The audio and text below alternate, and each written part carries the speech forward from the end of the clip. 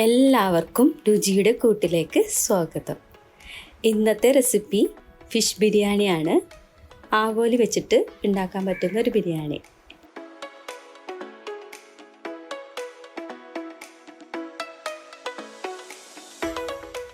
അതിന് വേണ്ടിയിട്ട് ഇതുപോലുള്ള 2 ആവോലി എടുത്തിട്ടുണ്ട്. അത് കട്ട് ചെയ്ത് ക്ലീൻ ചെയ്ത് എടുത്തിട്ട് ബാക്കി കാര്യങ്ങൾ നോക്കാം.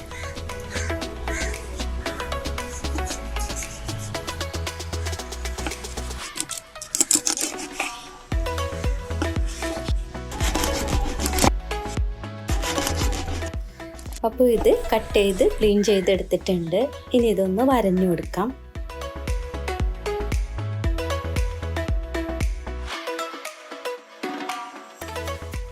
ഇനി നമുക്ക് ഇതിലേക്ക് അരപ്പ് റെഡിയാക്കി എടുക്കണം. അതിനായിട്ട് മുളക് പൊടി, മഞ്ഞൾപ്പൊടി, കറി മസാലപ്പൊടി, ആവശ്യത്തിന് ഉപ്പ്, കുറച്ച് വെള്ളവും കൂടി ചേർത്തിട്ട് ഇത് നന്നായിട്ട് മിക്സ് ചെയ്ത് കൊടുക്കാം.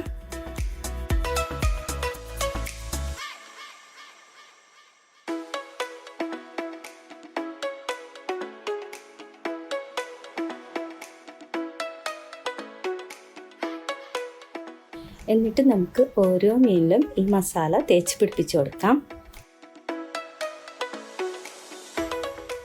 എന്നിട്ട് കുറച്ച് സമയം നമുക്കിതൊന്ന് മാറ്റി വെക്കാം. ഒരു 10-15 മിനിറ്റ് കഴിയുമ്പോൾ നമുക്കിതൊന്ന് ഫ്രൈ ചെയ്തെടുക്കാം.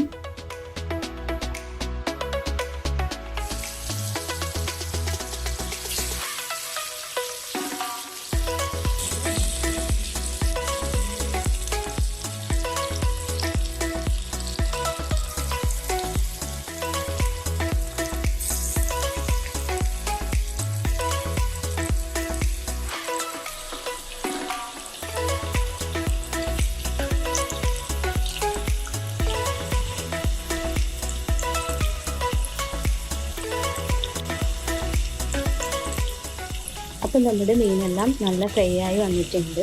നല്ലപോലെ മുരിയണമെന്നില്ല, ഈ ഒരു രീതിയിലായാൽ മതി. ഇനി നമുക്കിത് ഒരു പാത്രത്തിലേക്ക് മാറ്റി വെക്കാം. അതിനുശേഷം ഒരു പാൻ എടുത്തിട്ട് അതിലേക്ക് സവാള ഇട്ട് കൊടുക്കാം. അപ്പോൾ നിങ്ങൾ ഏതിലാണ് ബിരിയാണി റെഡിയാക്കുന്നത് ആ പാത്രത്തിൽ വേണം ഇത് ഇട്ട് കൊടുക്കാനായിട്ട്. പിന്നെ ഇതിൻ്റെ കൂടെ ചെറിയ ഉള്ളി, വെളുത്തുള്ളി, ഇഞ്ചി, പച്ചമുളക് ഇതും കൂടി ഇതിലേക്ക് ഇട്ട് കൊടുക്കാം.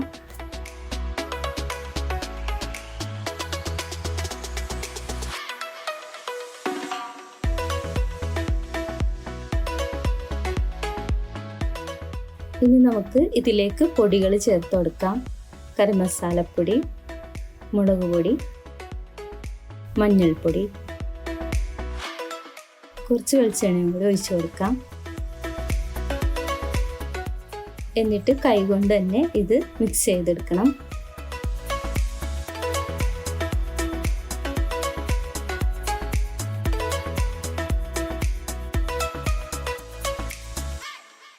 ഇതെല്ലാം കൂടി നല്ലപോലെ തിരുമ്മി യോജിപ്പിച്ചെടുക്കണം. ഇതെല്ലാം കൂടി മിക്സ് ചെയ്തെടുക്കുന്ന സമയത്ത് ഉപ്പും കൂടി ചേർത്ത് വേണം മിക്സ് ചെയ്തെടുക്കാനായിട്ട്. ഞാനത് ചേർത്ത് കൊടുക്കാൻ വിട്ടുപോയതാണ്. ഇനി ഇതിലേക്ക് തക്കാളി നീളത്തിൽ കട്ട് ചെയ്തതും കൂടി ഇട്ട് കൊടുക്കാം.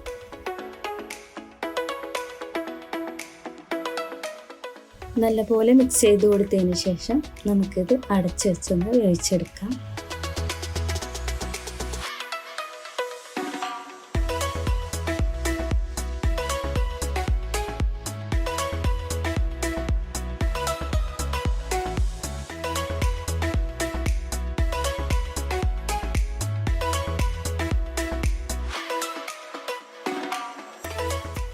ഇനി നമുക്ക് ഇതിലേക്കുള്ള ചോറ് റെഡിയാക്കി എടുക്കണം. അതിനായിട്ട് ഒരു കുക്കറിലേക്ക് 4 ഗ്ലാസ് വെള്ളം ഒഴിച്ച് കൊടുത്തിട്ടുണ്ട്. 2 ഗ്ലാസ് അരിക്ക് 4 ഗ്ലാസ് വെള്ളമാണ് ഒഴിച്ച് കൊടുക്കേണ്ടത്. ഇതിലേക്ക് മസാലകൾ ഇട്ട് കൊടുക്കാം.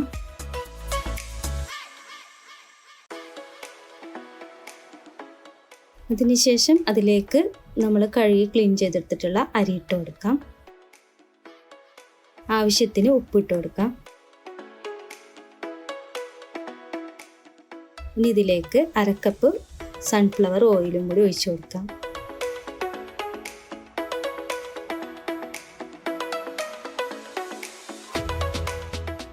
ഒന്ന് മിക്സ് ചെയ്തതിന് ശേഷം നമുക്കിത് അടച്ചു വെച്ച് വേവിച്ചെടുക്കാം. ഒരു വിസിൽ വന്നാൽ മതി. അപ്പോഴത്തേക്കും നമ്മളുടെ ചോറ് റെഡിയാവും.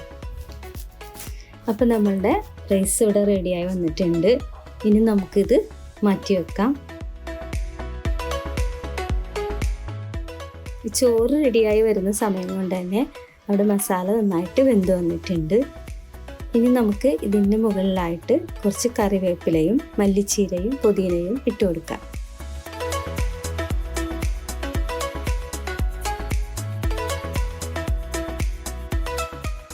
എന്നിട്ടിത് നല്ലപോലെ ഒന്ന് മിക്സ് ചെയ്ത് കൊടുക്കാം. അതിനുശേഷം ഓരോ മീനും ഇതിൻ്റെ മുകളിലായിട്ട് വെച്ച് കൊടുക്കാം. ഒന്ന് ചൂടായതിന് ശേഷം അതിൻ്റെ മുകളിലായിട്ട് നമുക്ക് ചോറിട്ട് കൊടുക്കാം. അപ്പോൾ ആദ്യം കുറച്ച് ചോറിട്ട് കൊടുക്കാം. എന്നിട്ട് അതിൻ്റെ മുകളിലായിട്ട് മുരിച്ചെടുത്തിട്ടുള്ള കശുവണ്ടി കിസ്മിസ് ഇട്ട് കൊടുക്കാം.